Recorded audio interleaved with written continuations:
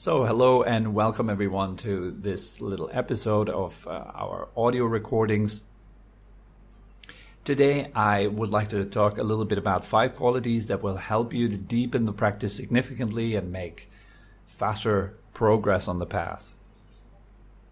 So these 5 kind of qualities or points are the technique, the amount of sessions, the length of each session, the quality of the session or the intensity of the session, and bridging the gap. So these 5 points are really important points on this path. And very often either some of those points or all of those points are completely overlooked. People tend to focus on the results of the path. They want to attain those results and they think about those results. They dream about them. And they completely disregard the cause. They're not looking at what it takes to manifest those results. So we might completely get lost in philosophizing, thinking about enlightenment, thinking about the deep meditations such as the jhanas, thinking about like amazing psychic powers that you can develop, or thinking about all these kind of things that are results of proper meditation practice. So I recommend you, rather than thinking about the results, first of all, you want to put the causes in place and really maybe think a little bit more about the causes. And instead of just thinking about the causes, of course, put them into practice. Actually, do them. Only by doing them will you understand the results of the practice. You can think as much as you want about the results. For example, you've read an interesting book about meditation practice, and there's a whole lot of talk about the various results of the stages of the path. And it is maybe inspiring maybe it helps you. It's kind of like an advertising. It helps you maybe to sit down and be motivated to go deeper into the practice and so forth and do what it takes. But very often people kind of get stuck at this stage, like thinking about the results. So instead of thinking too much about the results, put the causes into practice. And so we start with the technique. The first point. The technique, as I always say, is best a technique that is authentic, that is based on a traditional lineage of people who have been practicing these techniques for a long, long time, and who have successfully practiced these techniques.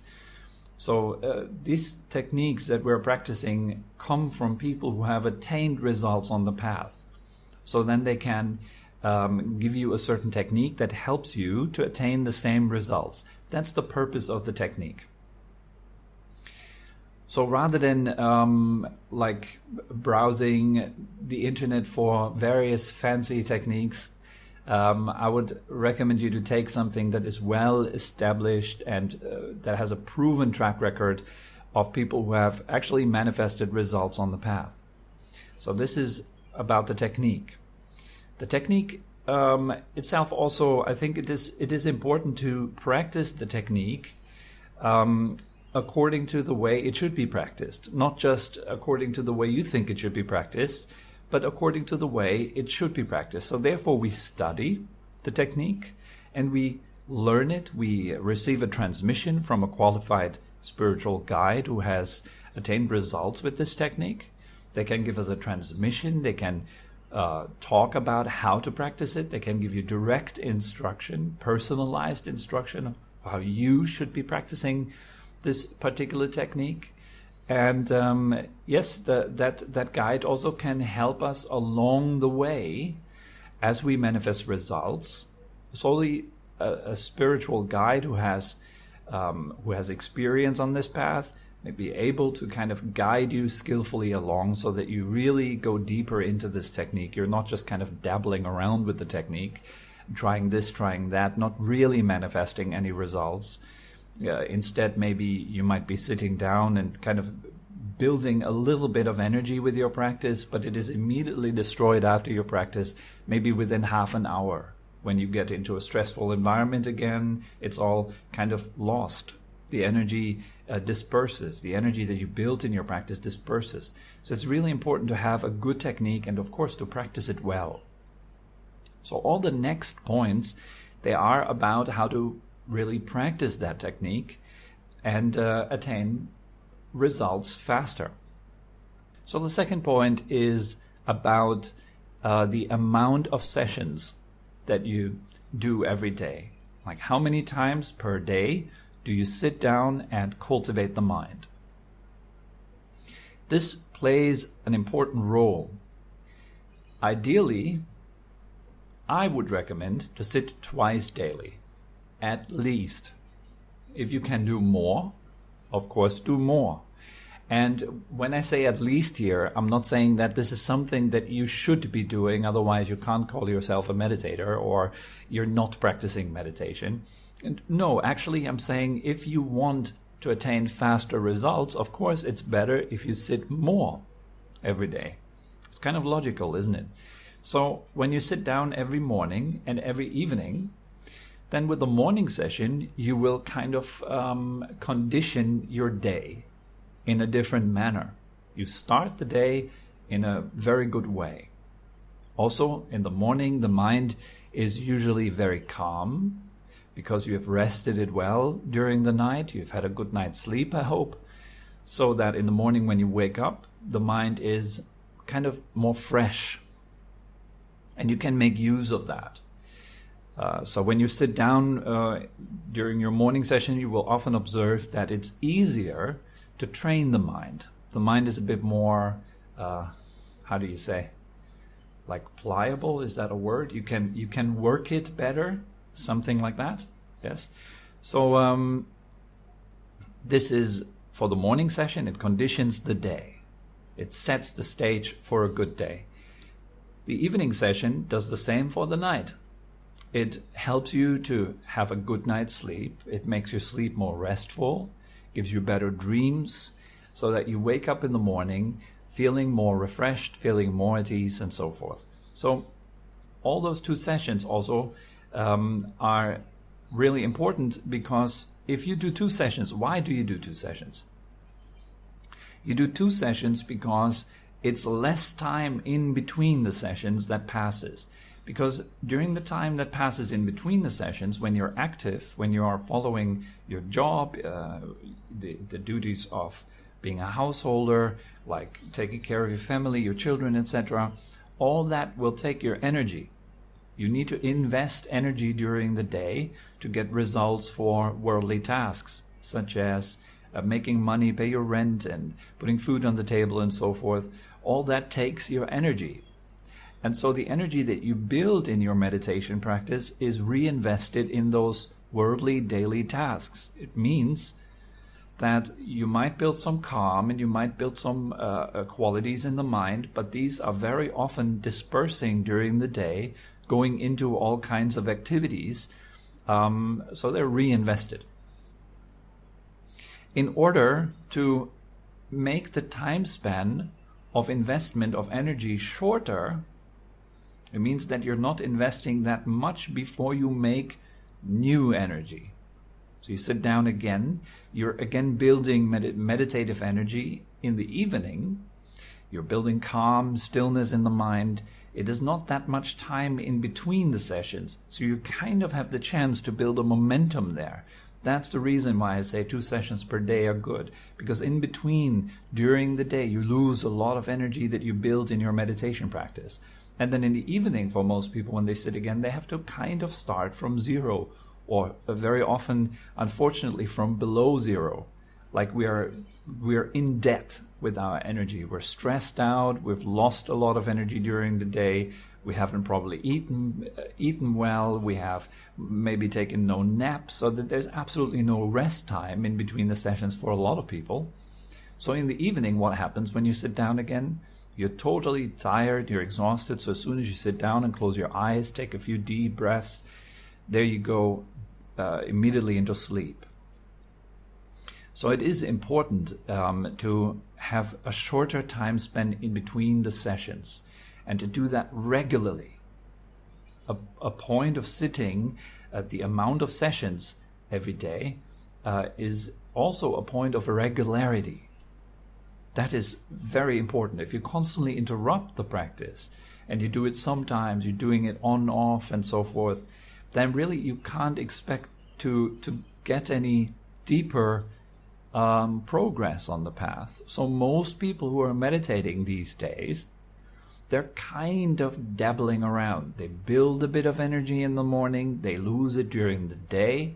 In the evening, they lose it further very often, watching television, kind of entertaining the mind with their phones until they fall asleep, totally exhausted. Then their sleep isn't as restful as it should be or could be. And then the next morning they wake up kind of exhausted, and then they build a little bit of energy again with their meditation practice, but it immediately gets lost in the daily activities again. So it's kind of, it doesn't really help you to progress, to get any powerful insights or any serious, real inner calm that will carry through the day and that will invigorate you and vitalize you and give you energy. And actually, like, you have this kind of upwards trend. If you have more sessions every day, the more sessions you have, the more you're on an upwards trend. Your meditation practice becomes better and better. You are building momentum. You go deeper and deeper. You get more and more experiences. And of course, that will influence your life in magnificent ways. So it's well worth it. It's really, really worth it to invest more time looking after your mind, taking care of your mind. After all, your mind is the director of your life. It's the CEO of the company of your life. If the CEO is tired, exhausted, and confused, guess what's up with the company? Okay, so it's well worth it. The third point here is the time that you spend in the sessions. I hear it very, very often these days that people who are meditating, have been meditating for 10 years, been meditating since 5 years, and ask them, like, tell me about the structure of your sessions every day. What do you do every day? Well, in the morning, I sit for 15 minutes, and I sit like twice weekly, or I sit every day during the week. I sit in the morning for 15 minutes, and I kind of set the stage of the day. I visualize in the morning, and then I set my intentions, and then I start the day. Well, first of all, setting your intentions is not meditation. It is setting your intentions. There's a difference between those two activities. Setting your intentions is an activity that busies the mind. It puts it into the future. It is a mind that is setting intentions as people usually do it. They kind of imagine themselves going through their day, what tasks do they have to do. They're really doing a very regular activity that most of us constantly anyways do throughout the day. They're busying their mind with thinking about this and that, imagining this and that, imagining themselves in this and that position, acting this and that way. Not that there is anything wrong with it. I think it's a very skillful quality to develop anyways. It's much better than kind of going through life having absolutely no clue what you want and who you're going to be. But it is not meditation practice. Meditation practice implies that you're stilling the mind. You let the mind come to a place of complete, utter rest and calm. You're giving the mind energy through that. This calm, this inner rest, this stillness in the mind is what is food for the mind. It's food for the heart. It energizes your inner being. Setting intentions doesn't do that. Setting intentions actually costs you energy. And then back to the time. Sitting down for 15 minutes versus, now think about this, versus 23 hours and 45 minutes of distraction. 15 minutes of trying to still your mind versus 23 hours, maybe not 23 hours, let's take out the night. So you have like 8 hours, let's say like 15 hours, maybe 14, 15, 16 hours while you're awake of distraction, not including the dreams now, of mental activity and busyness where you're not coming into a state of nourishment and rest and rebalancing your mind and body, but you're actually spending energy by thinking, by emotioning, etc., versus 15 minutes of trying to become a bit more calm, it doesn't add up, right? So it's really important that you spend longer times in sessions. For me and the students that I usually instruct, the absolute minimum of a session, I think, should be about 30 minutes, because it takes about 30 minutes for body and mind to calm down to a plateau where meditation practice actually becomes possible. Particularly if you work a lot with screens and you work a lot every day, like being very busy, having to think a lot, writing things, having ideas, planning, and all that kind of stuff that makes the mind particularly busy. It's really important that you take longer times when you actually sit in meditation. Otherwise, you cannot expect the meditation practice to have amazing impacts and profound results in your life. Then I would not call it meditation practice. If you, let's say in the morning you start with 15 minutes of silence, even though it might sound like that, I'm not thinking that this is a bad thing. I think actually that's great. If you do start your day with 15 minutes of silence and 15 minutes of stilling the mind or doing that practice, that's wonderful. That's a blessing. And of course, it is much better than not doing anything at all.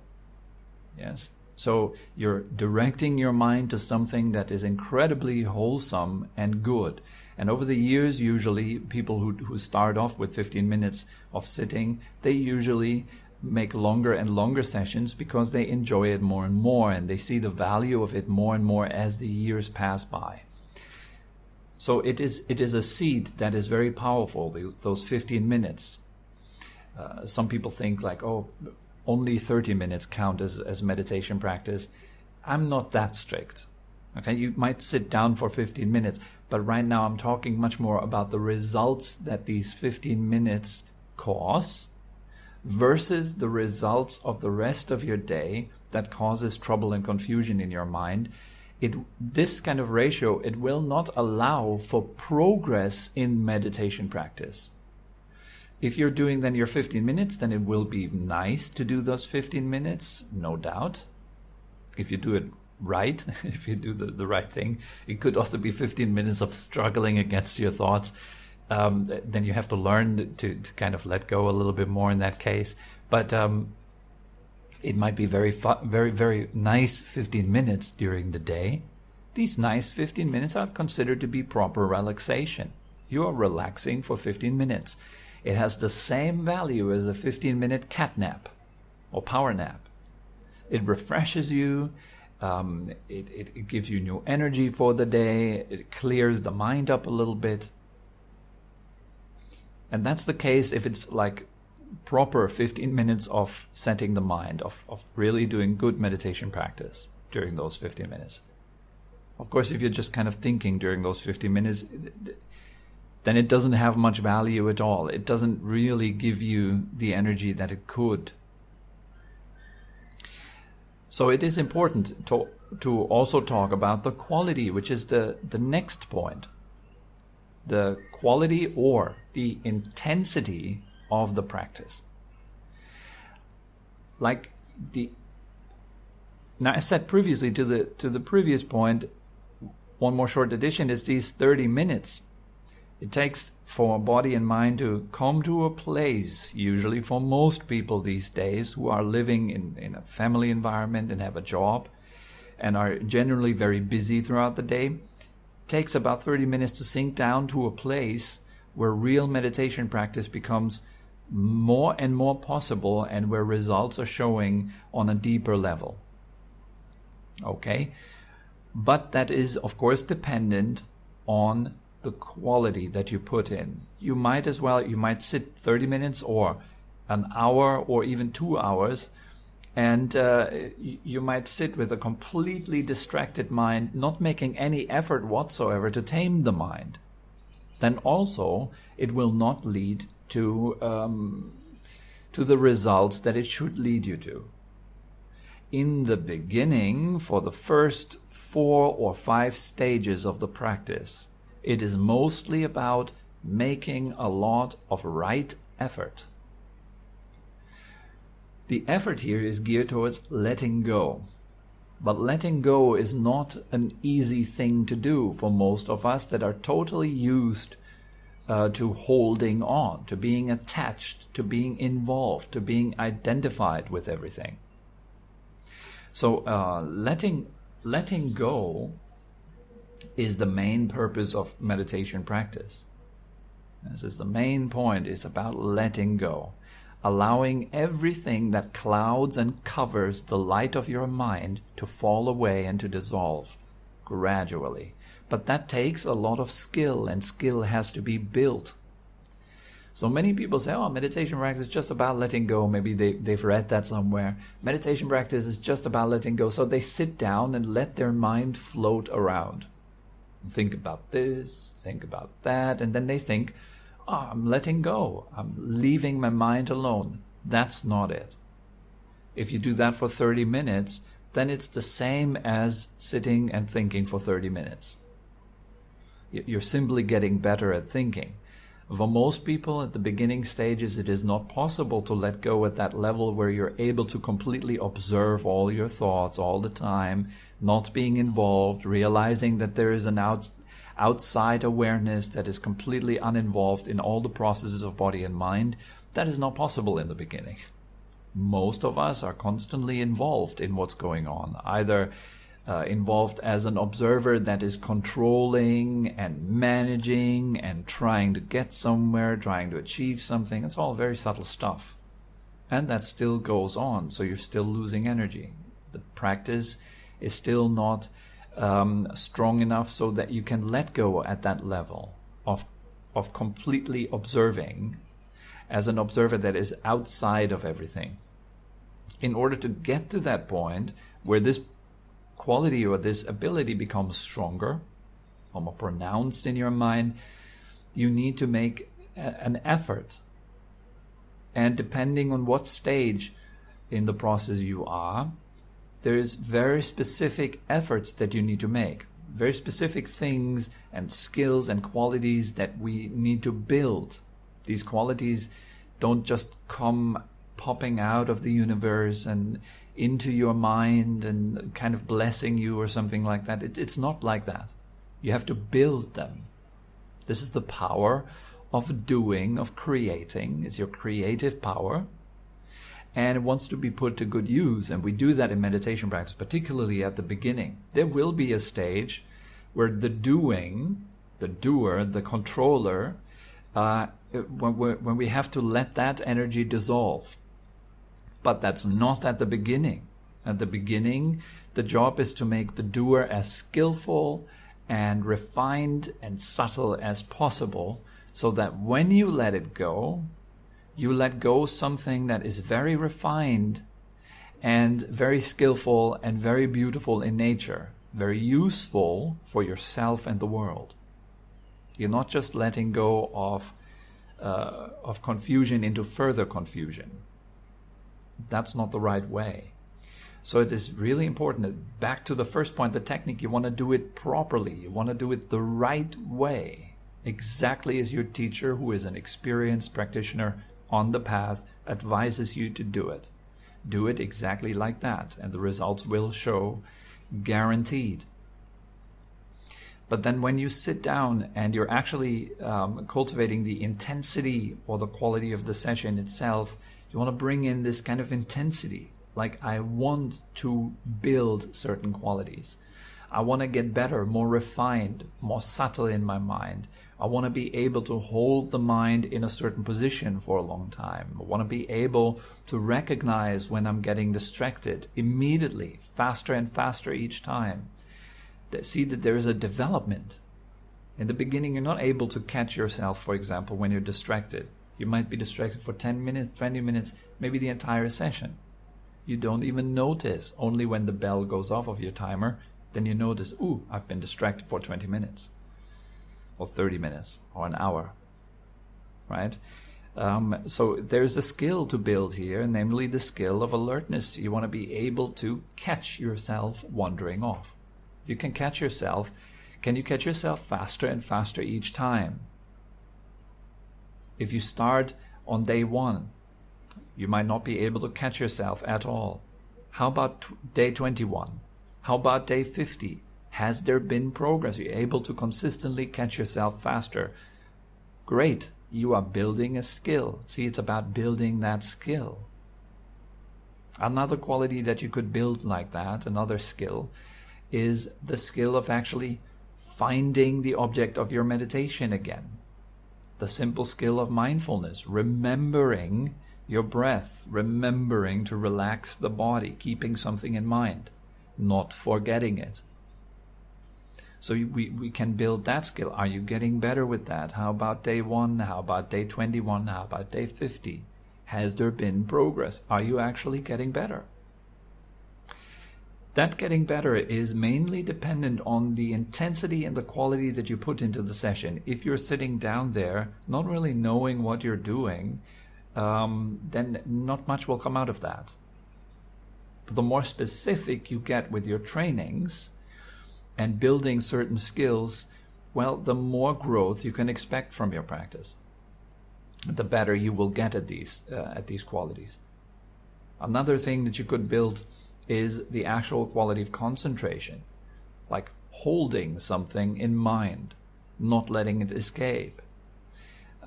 So all those 3 qualities can be built, for example, and they are mostly what we build in the beginning stages of the practice, so that your mind becomes very stable. And when the mind becomes more and more stable, it calms down. When it calms down, it enters stillness. When it enters stillness, it starts to energize you. Starts to give you, it becomes empowered through that stillness. But it takes work to access that stillness. You can't just sit down and let the mind float around and think that you're gaining access to stillness that way. It won't work, even though it sounds very nice and like relaxing, and it is very often also a relaxing experience for people, but it doesn't give them any skill.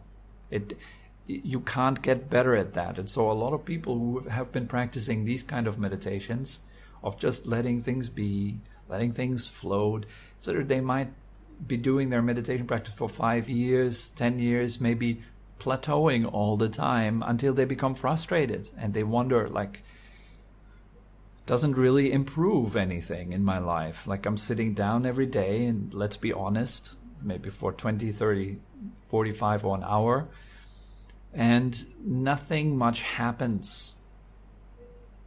And so they eventually have to face that and then hopefully find a qualified teacher that can lead them to the deeper stages. And maybe they're surprised to hear that it takes effort, and right effort, precise effort, clear effort to go deeper. Nothing that is in the realm of cause and result comes for free. Everything that is a result requires its appropriate cause. So bring in this energy into your practice, the willingness to build something. It's like going to the gym. If you're not motivated to go to the gym, then you won't do much effort in the gym. Then, you can't expect any results to show from visiting the gym, because you're not motivated at all. Maybe you're just dabbling around because your friend's in the gym and you kind of like play around with the machines, not even doing the exercises properly. Well, not much will come of it. Maybe even injury. So with meditation practice is identical. It's the same thing. Maybe you just dabble around without really knowing what you're doing. Maybe you have no real guidance, just books and videos and nobody with experience around you. So it's kind of like there's not much chance that much will come out of it. I hate to break it to you. Maybe for many people this might be something to hear that's a bit disappointing. They think, oh my God, I thought I was doing my meditation practice every day for 15 minutes and so forth. That's not my intention. I don't want to kind of discourage you at all. I want to encourage you to make more out of it. That's my motivation here. Not discouraging, encouraging. You can do more than you think. You can get more out of that than you think. So use your powers well, because you have them. They're given to you. It's a nice thing to be able to sit in meditation and actually go deeper. Why not invest more energy and time to actually experience the beautiful stages that are waiting for you on the inside? Why not open those doors, finding those keys, going deeper into the mansion of your heart? Discovering what's in the inner rooms, in the innermost sanctuary. What's in there? Now, if you're not driven like that, well, then of course, you might probably mostly just relax a little bit for 15 minutes every day, not getting much out of it, other than a bit of relaxation. That's fair enough. But if you say, I want to do meditation, or I want to practice meditation, I want to go deeper into the practice and cultivate the mind and discover the deeper qualities, sure, you then need to do what it takes to get there. Right? And so one of those qualities is the intensity, the quality itself of your session, what you bring, what kind of energy you bring to the sit. And last but not least, very important, it's at the point of bridging the gap. What do you do in between your sessions, during the day and during the night, will have a major impact on your sits. So, for example, if you're completely surrendering to endless distractions, getting totally drunk in between, like having thousands of conversations in between, listening to music, being in noisy places that rob you of your energy, that drain you, and so forth. But that will have an impact. That will have a massive impact on the quality of your meditation. So then, in the end of your sit, you will maybe feel a little bit more refreshed if you sat well, but that's just restorative, kind of like you've used up so much energy that meditation fills up the tank a little bit again. That's better than nothing, but a lifestyle like that will not get you far. What gets you far is when the time in between the sessions is in resonance with the sessions. It's like ringing a bell. If you ring the bell, it reverberates. If your meditation practice in the morning has been really, really powerful, then it will reverberate throughout the day. It will help you to stay centered and calm, not as reactive as usual. You'll be able to have an oversight. You'll be able to let go of worries and fears instantly because you see them clearly, and so forth. So that's a little benefit of a very good session in the morning. Now that might even carry up all the way into the evening, depending on the power. Sometimes the sessions are very strong, very powerful. They carry you through the whole day into the evening. Not just intellectually, but it's felt in the body and the mind. So that comes, of course, through the intensity of the session in the morning. But what do you do if your sessions are not that intense yet? Then you need to bridge this gap. You need to build a bridge between the two sessions. And you do that by keeping the object that you're working on right now in this moment in mind. So let's say you're in stage 1, you're working on feeling the body on the in-breath, releasing it on the out-breath. Then you want to carry that topic through the day. And train yourself to keep that in mind. That is mindfulness. So you remember your object again and again. Wherever you are, take a breath, feel the body, breathe out, release the body. Then try to keep that for as long as you can, as you walk, as you sit, as you stand, as you lie down. In other words, at all times, wherever you are, try to bring your mind back to the topic of the meditation. There's so many times in our life, in our day, where we really have time to do these kind of things, but very often we use that time to think random thoughts. Unfortunately, very often also random harmful thoughts. Thoughts that make us anxious, thoughts that make us fearful, thoughts that make us depressed, instead of doing a bit of micro meditations, the way I call them. Like maybe a minute of doing what you do in your meditation session, but like little minutes throughout the day, or one breath here and there. I have a very good friend who actually uses these kind of little reminders on his phone. So his phone would go off every now and then, going bing, and then he would, for a moment, take time to let go of tension and to relax, to open the heart, and to do some practice throughout the day, here and there. It's like random timers. And you can either do this through the power of just developing your skill of remembrance, of mindfulness, and doing that by yourself, being your own timer, so to say, or you can use helpful little tools to help you stay on track with the practice and go deeper.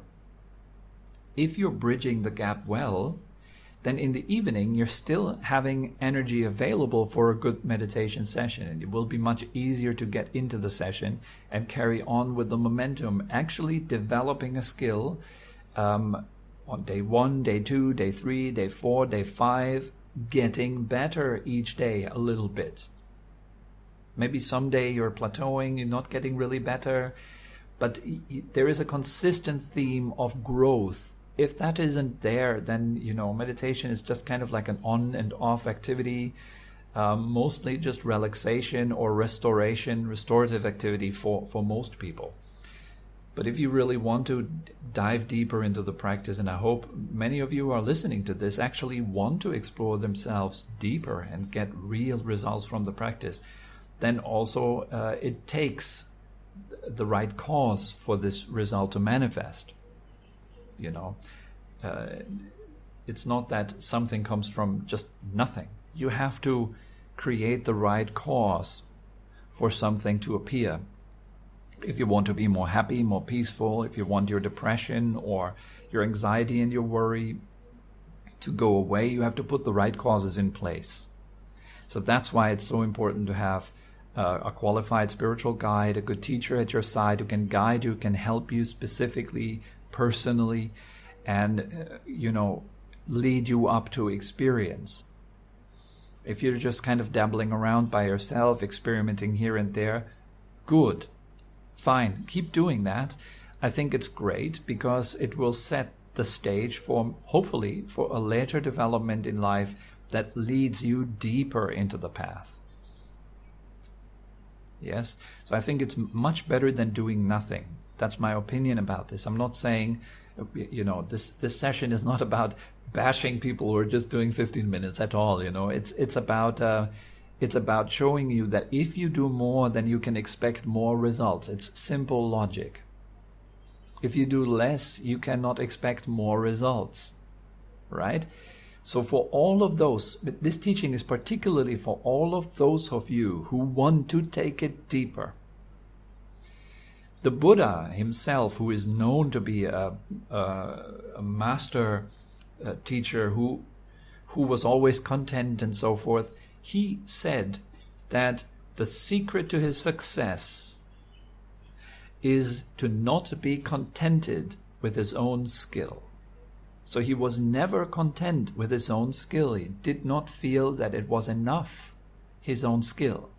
He would feel that his housing is enough, his clothing is enough, his company, the friends around him is enough, everything is enough. That the outside things are enough. The food that he received was enough, and so forth. So there he practiced contentment, to be contented with those things that life gives you. But with his own skill set, with his own actions, with his own creative power, he wasn't contented. That's why he achieved this outstanding result of becoming such a great master that is known 2,500 years after his passing all over the world. That is quite an achievement. And so I also encourage all of you to never be contented with your skills, but to work on them, refine them, make them more subtle, make them more powerful, because they're useful for yourself, and therefore they're also useful for all those people you come in contact with. It's the same principle as a virus. If you carry a virus, it will infect other people around you. So you become a danger to those people that are around you if you carry a certain a virus with you. The same, however, goes for qualities and skills. If you possess a set of refined qualities and skills, then wherever you go, people will benefit from your presence. So I encourage you, build skill. Take this to heart and meditate well.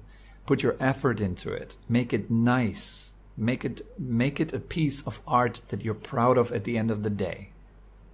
Okay?